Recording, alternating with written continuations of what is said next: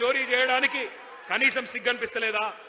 నేను ఈరోజు ఈ సరూర్ నగర్ వేదికగా ఇన్ని వేల మంది మా తమ్ముళ్ళు చెల్లెల సాక్షిగా సవాల్ చేస్తా ఉన్నారు. రేవంత్ రెడ్డి 70,000 ఉద్యోగాలు నువ్వు ఇచ్చినట్టు నోటిఫికేషన్లతో సహా నీ ప్రభుత్వమే ఇచ్చినట్టు రుజువు చేస్తే శాశ్వతంగా రాజకీయ సన్యాసం చేసి నేను పోతా, రాజకీయమే వదిలేస్తా.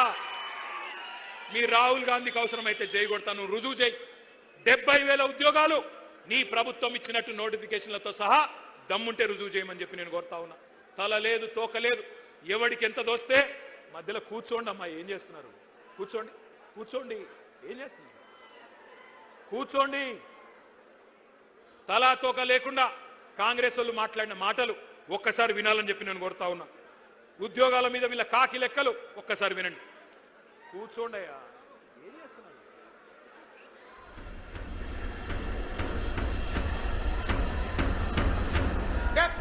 ప్రభుత్వ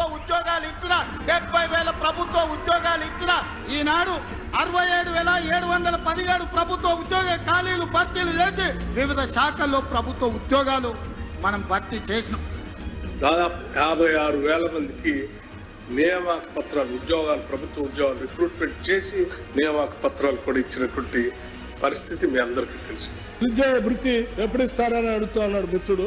మేము నిరుద్యోగ వృత్తి 6 గ్యారంటీల్లో కానీ మేము దీంట్లో కానీ మేము 6 గ్యారంటీల్లో కానీ మేము దీంట్లో కానీ మేము చెప్పలేదు.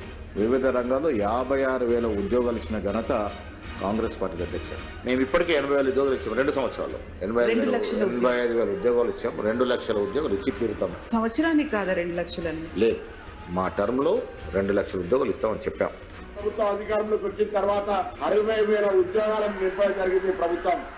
దాదాపు 70,000 ప్రభుత్వ ఉద్యోగాలు ఇచ్చిన ఘనత ఆ కాంగ్రెస్ పార్టీ ప్రభుత్వాన్ని. ఇప్పుడు మేము ఉద్యోగ ఖాళీలను భర్తీ చేస్తామన్నాం. ఉద్యోగాల ఖాళీలు భర్తీ చేస్తాం.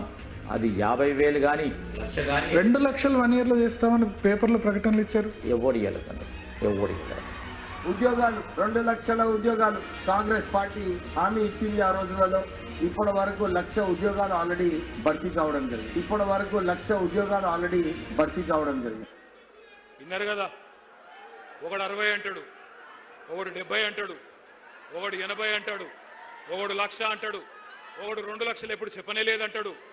అసలు వాళ్ళకు అబద్ధం ఆడితే అతికినట్టని ఉండాలా. కనీసం అబద్ధాల్లోనన్న ట్రైనింగ్ ఇవ్వాలి అనుమూల రేవంత్ రెడ్డి గారు. అది కూడా ఇస్తలేడు. ఇదివరకు ఎవడన్నా దొంగ లెక్కలు చెప్తే కాకి లెక్కలు అనేటోళ్ళు. కానీ ఇవాళ అందరూ కాకి లెక్కలు కాదు కాంగ్రెస్ లెక్కలు అనే పరిస్థితి వచ్చింది. ఎందుకంటే నేను అడిగిన శాసనసభలో కూడా, అయ్యా ఎన్ని ఉద్యోగాలు ఇచ్చినారు మీరు కరెక్ట్గా చెప్పండి అని. శాసనసభ సాక్షిగా కాంగ్రెస్ ప్రభుత్వమే చెప్పింది 16,978 ఉద్యోగాలు మాత్రమే ఇచ్చామని. కానీ అందులో కూడా రీనోటిఫికేషన్లు తీసేస్తే కేసీఆర్ ప్రభుత్వంలో ఇచ్చిన నోటిఫికేషన్లను రద్దు చేసి తిరిగి ఇచ్చిన వాటిని తీసేస్తే 10,000 ఉద్యోగాలు కూడా ఈ 2.5 సంవత్సరాల్లో రేవంత్ రెడ్డి ప్రభుత్వం ఇవ్వలేదు. ఇది వాస్తవం. కానీ ఇంకా సిగ్గు లేకుండా పిసిసి అధ్యక్షుడు చెప్తున్నాడు మహేష్ గౌడ్ గారు, మేమెన్నడూ చెప్పలేదు ఏడాదిలో 2 లక్షల ఉద్యోగాలన్న మాట ఎన్నడూ చెప్పలేదని మహేష్ గౌడ్ గారు చెప్తున్నాడు. బట్టి విక్రమార్క గారు ఉప ముఖ్యమంత్రి చెప్తున్నాడు నిరుద్యోగ వృత్తి హామీ 4,000 ఇస్తామన్నది మేము ఇయ్యనే లేదు అని ఆయన బొంకుతా ఉన్నాడు. ఈ మహానుభావులు ఏమేం చెప్పినారో గుర్తుందా? కాలేజీ అమ్మాయిలకు స్కూటీలు ఇస్తామన్నారు. ఇవాళ ప్రియాంక గాంధీ గారిని రాష్ట్రంలోని మా చెల్లెలు అడుగుతున్నారు, ఎక్కడ నీ స్కూటీలు అని అడుగుతా ఉన్నారు. స్కూటీలు లేవు, మొత్తం లూటీ మాత్రం జోరుగా నడుస్తూ ఉన్నది. బ్రహ్మాండంగా నోటిఫికేషన్లు లేవు, లూటిఫికేషన్ మాత్రం జోరుగా నడుస్తున్నది. భూముల లూటిఫికేషన్, బూడిద లూటిఫికేషన్, ఇసుక లూటిఫికేషన్, అట్లాగే బొగ్గు లూటిఫికేషన్, బ్రదర్స్ లూటిఫికేషన్, బామ్మర్ది లూటిఫికేషన్, ఇది మాత్రం బ్రహ్మాండంగా నడుస్తూ ఉన్నది. మరి అనుకోని బాధ ఏమున్నది, అనుకోని లాభం ఏమున్నది? ఇప్పుడు అసలు సీటు మీద కూర్చున్నాడు ఎవడు?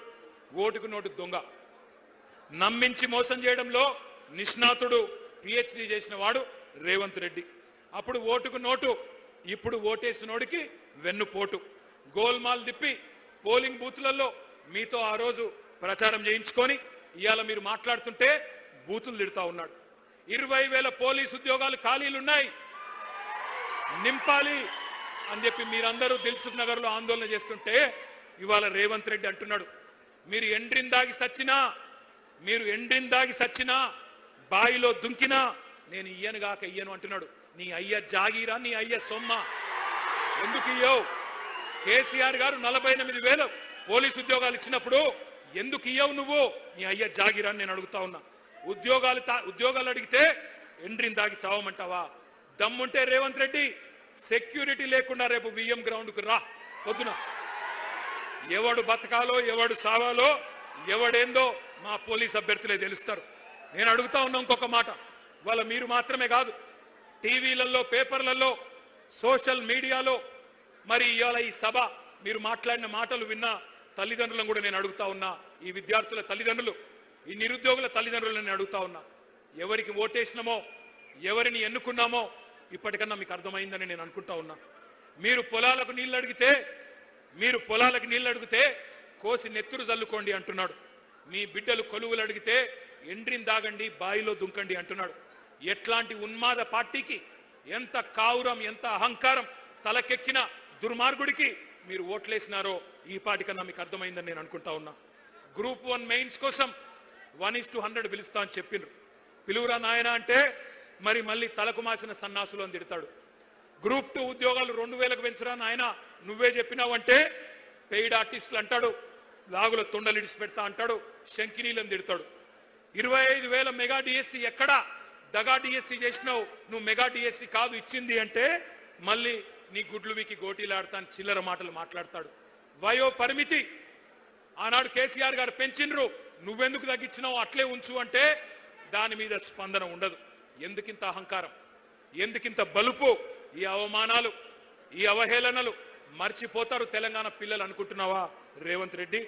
ఎన్నికలకు ముందు మళ్ళీ ఒక గారెడి చేస్తా, ఏదో ఒక మాట చెప్తా, అంతా మాయా మస్తీంద్ర చేయొచ్చు, గాయబ్ చేయొచ్చు అనుకుంటున్నావా?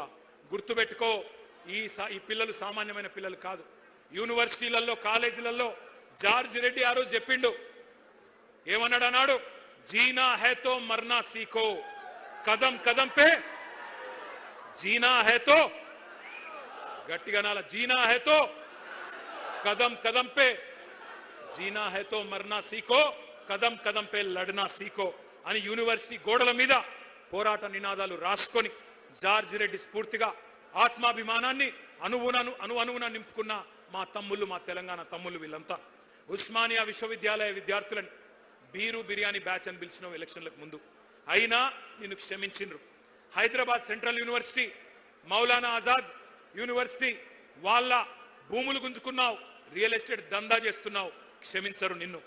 పొట్టు పొట్టు ఆకలుంది ఈ యువతరానికి, ఒట్టు పెట్టుకుంటున్నారు కాంగ్రెస్ కు గోరి గడతామని గుర్తుపెట్టుకో. కాంగ్రెస్ కథకు ముగింపు వాళ్ళే రాస్తారు. నీ క్లైమాక్స్ హిట్లర్ కంటే దారుణంగా ఉంటది రేవంత్ రెడ్డి, గుర్తుపెట్టుకో. పెద్ద పెద్దోళ్ళు, నీలిగినోళ్ళు, చాలా మంది మాట్లాడినోళ్ళు ఎక్కడెక్కడో పోయినారు. ఇవాళ 10 ఏళ్ల కాలంలో మేము కొంత ప్రయత్నం చేసినాం, సిన్సియర్గా చేసినాం, చాలా సిన్సియర్గా నిజాయితీగా పనిచేసినాం. ఎన్నడూ యువతను కించపరచలేదు, చులకన చేసి మాట్లాడలేదు. నీళ్లు, నిధులు, నియామకాలు మా ఉద్యమ ట్యాగ్ లైన్. అందుకే మన కొలువులు మనకే దక్కాలి అనే అది నిజం చేయడానికే కేంద్రంతో యుద్ధం చేసినాం. మీకు ఒక్క మాట తెలవాల తమ్ముళ్ళు, కేసీఆర్ గారు పెద్దలు తెలంగాణ సాధించిన నాయకుడు, చావు నోట్లో తలబెట్టి మనకు రాష్ట్రాన్ని ఇచ్చిన నాయకుడు. ఆయన మీకోసమే కొత్త జోనల్ సిస్టమ్ తేవడానికి 2.5 సంవత్సరాలు కష్టపడ్డాడు. ఇక్కడి కొలువులు, ఇక్కడి ప్రభుత్వ ఉద్యోగాలు మన పిల్లలకే రావాలని 95% స్థానిక రిజర్వేషన్ చేయాలని చెప్పి శాసనసభలో బిల్లు పాస్ చేసి ఢిల్లీకి మోడీ దగ్గర పంపినాడు. 2 ఏళ్లు మోడీ గారు దాన్ని బూజు దులపకుండా అట్లే పెట్టుకుంటే కేసీఆర్ గారు మళ్ళీ తిరిగిపోయి మోడీ గారిని కలిసి, అయ్యా మా నినాదమే నియామకాలు, నీళ్లు, నిధులు, మా పిల్లలు ఎదురు చూస్తున్నారు, నోటిఫికేషన్లు ఆలస్యమవుతున్నాయి, ఈ కారణం వల్ల దయచేసి సంతకం పెట్టించండి అంటే ఆ రోజు మోడీ గారు అన్న మాట ఏమన్నాడు ఆయన?